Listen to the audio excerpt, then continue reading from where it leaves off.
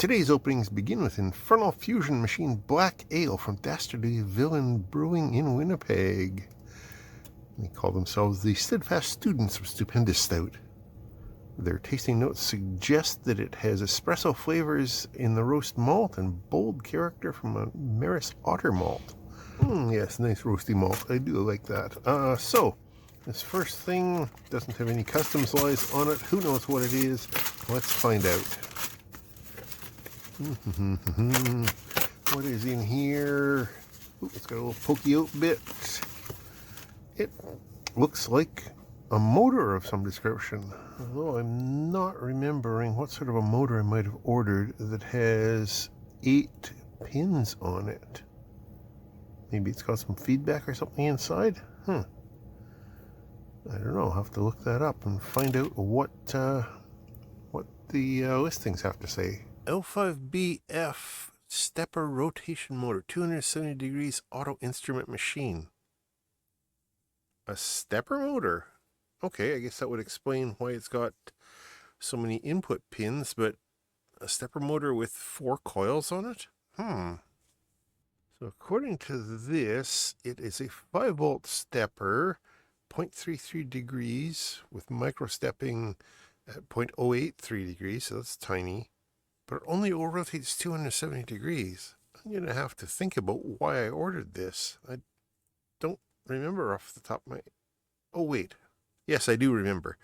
I was watching this guy's channel. He is called Playful Technology, and he was doing some messing around with this kind of motor to drive a clock's hands and make it go in random directions, operate like a normal clock, or go backwards, or the 2 hands operate independently and stuff like that. Yeah, so this thing actually has 2 coaxial motor shafts on it, which is why, and it's actually got 2 motors in it, which is why it's got 8 contacts on it. So it's got 2 motors with 2 coils each. I guess I was just inspired when I saw this this guy's videos and figured I'd grab one to play with.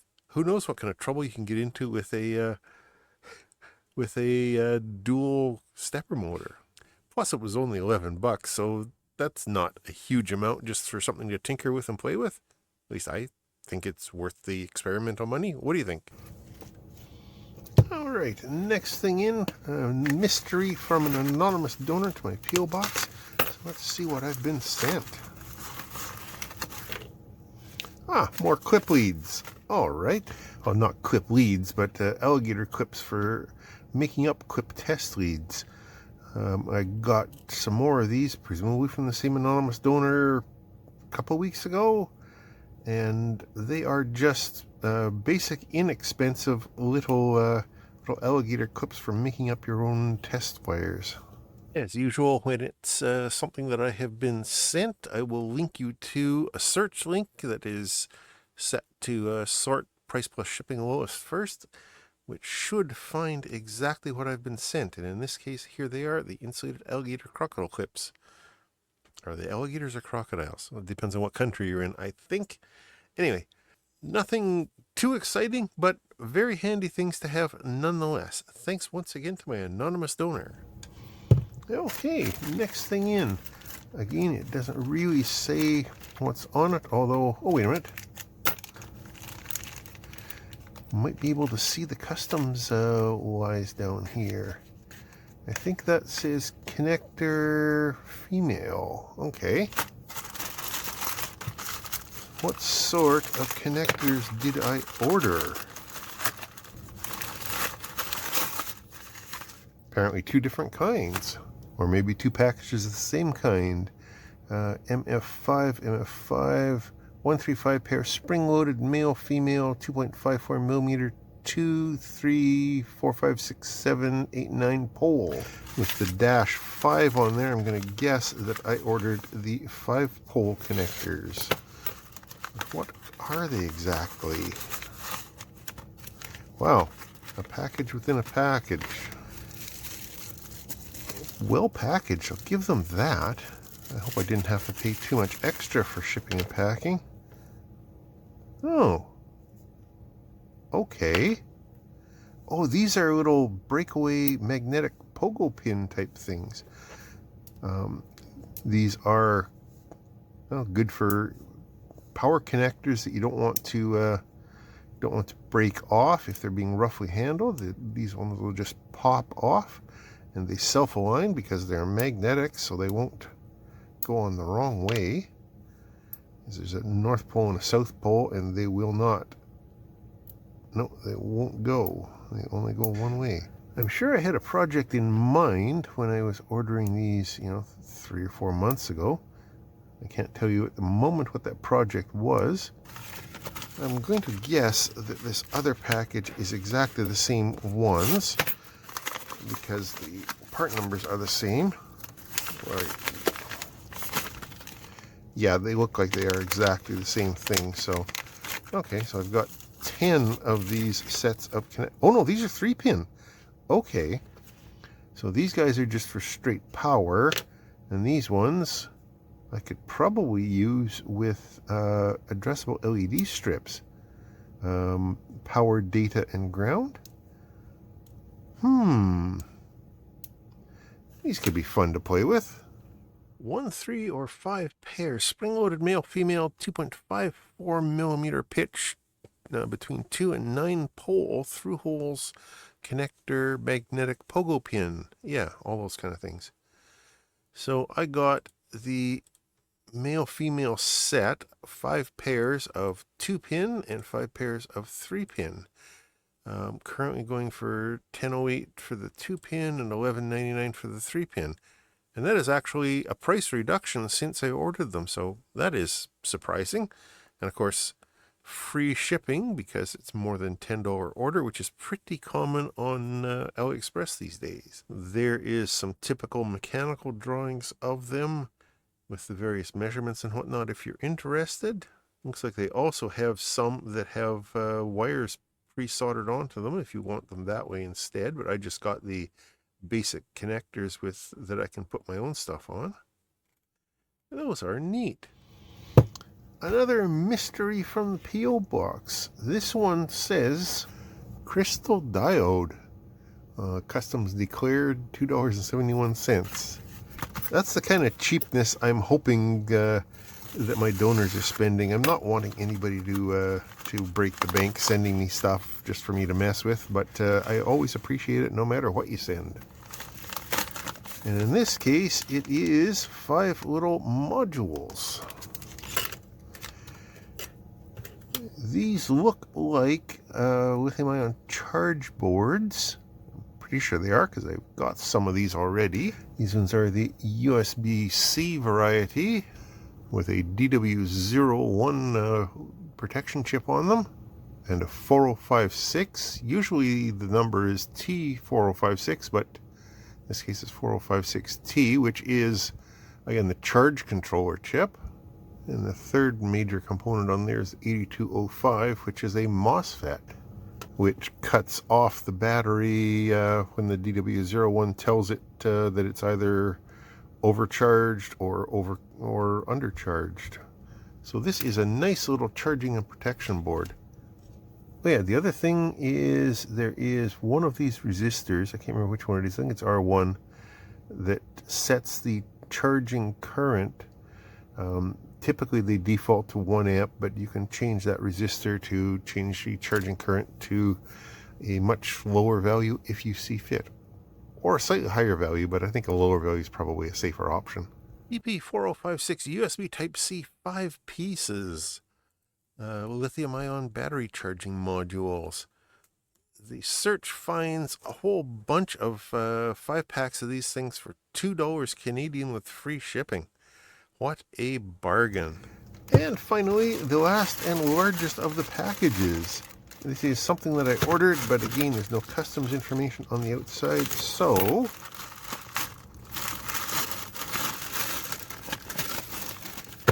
oh, it's 2 different things. Okay. Let's see what this one is first. It says that it is a DC voltage ammeter power meter Type-C cell phone charging PD 3.1 test. Okay.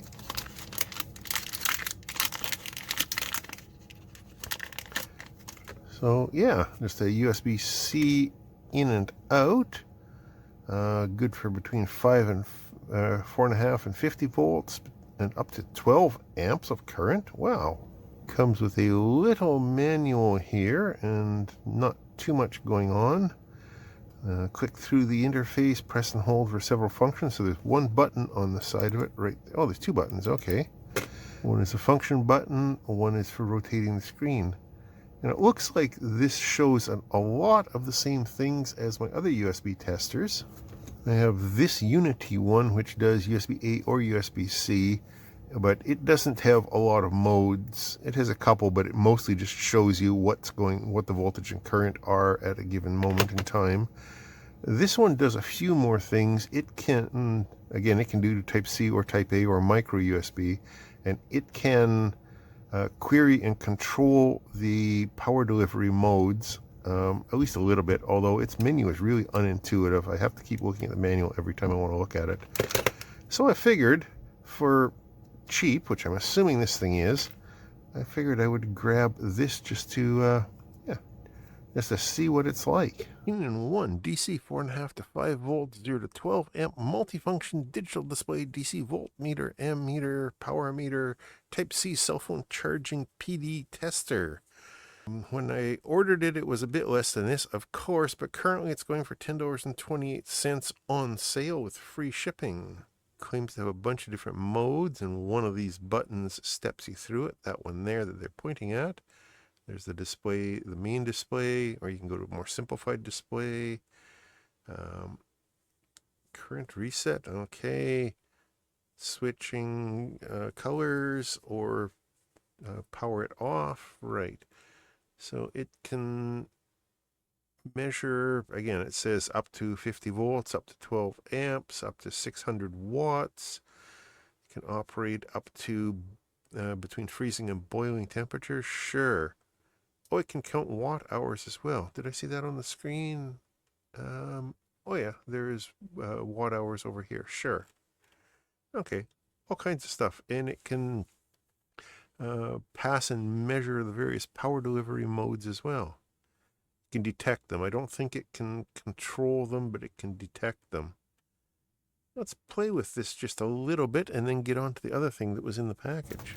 The one thing about it, it is really, really tiny compared to all those other ones. So if you were portable, that's probably not a bad idea. Power on here. The screen doesn't seem to be lighting up. What's going on here? Oh, there it goes.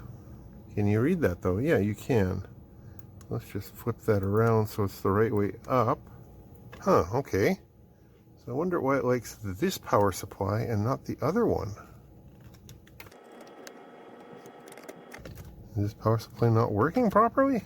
This is a bit of a side quest, but yeah, that power supply doesn't seem to be working, which is really annoying because that's the only 20 volt wall wart that I've got.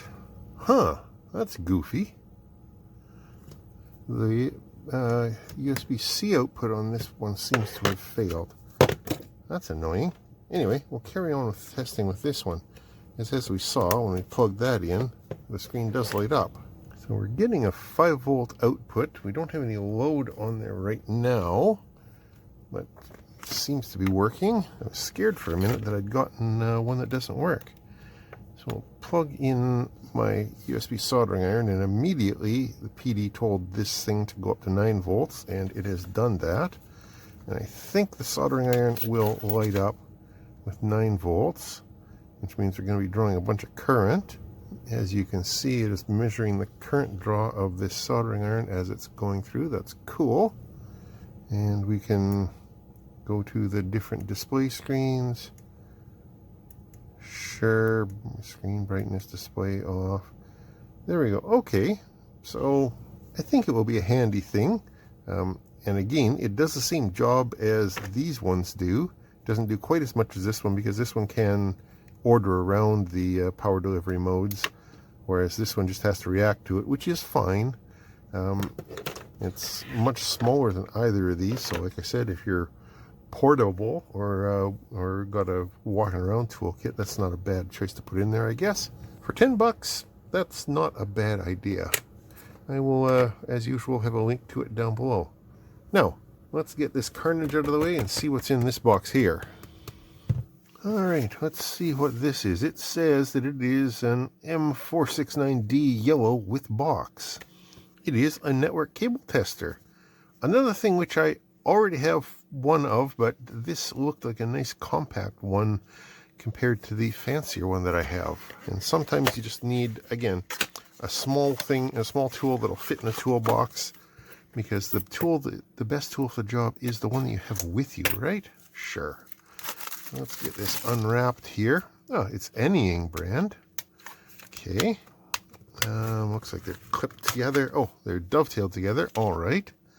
We have an RJ45 up there, and looks like an RJ12. Is that 6 pins? Yeah, it's RJ12 connector in there.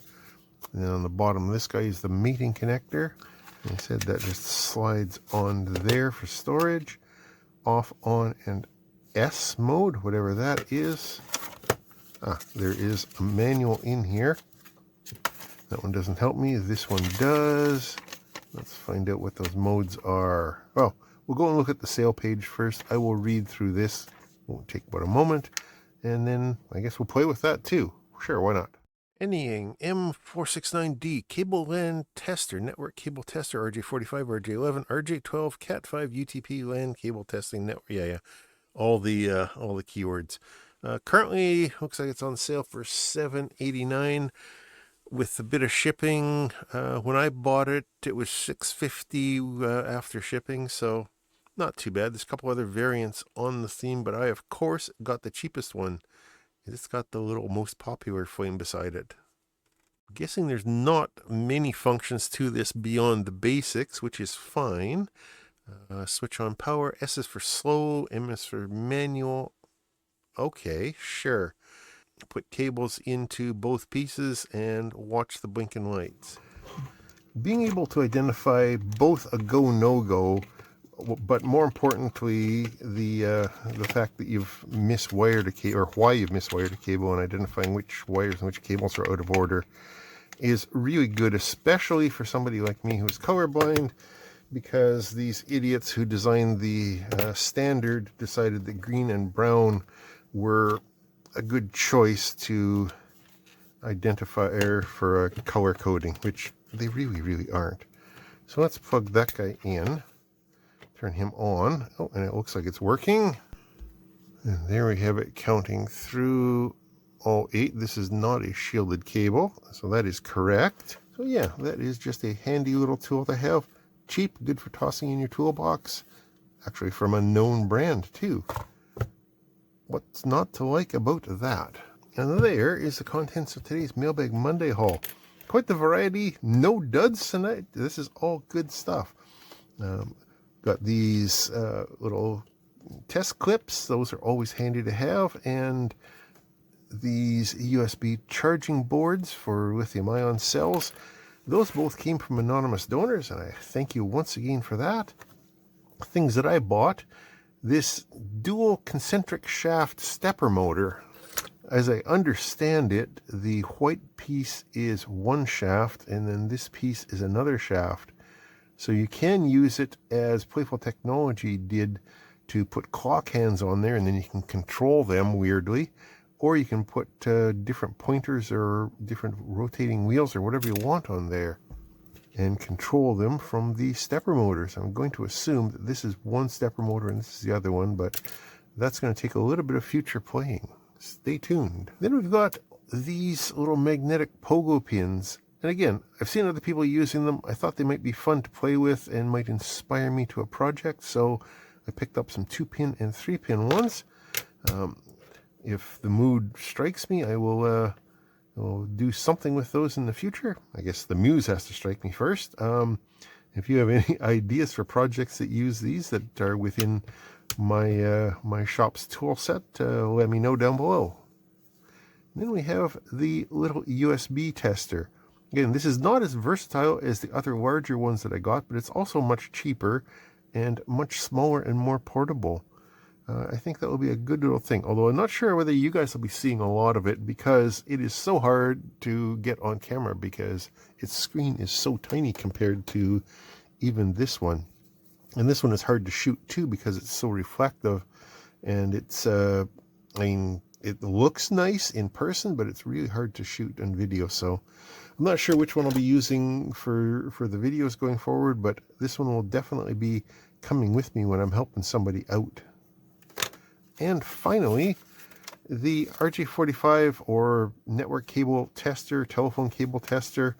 And just a handy thing to have. This one was super inexpensive, especially for a name brand. And it does the basic job just exactly as you would expect. Small, portable, lightweight, bright safety yellow so you don't lose it in the snow.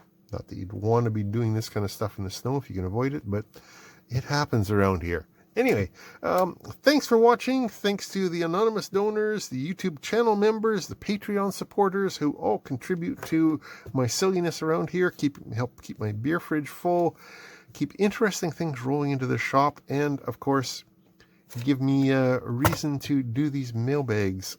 I enjoyed doing them. I hope you guys enjoy watching them. Anyway, once again, thanks for watching. I will talk to you later.